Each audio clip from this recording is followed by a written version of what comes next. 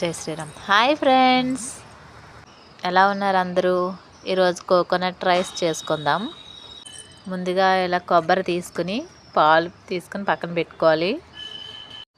Next stove మీద గిన్నె పెట్టుకొని అందులో ఆయిల్ వేసుకుని కొద్దిగా నెయ్యి వేసుకున్నాను.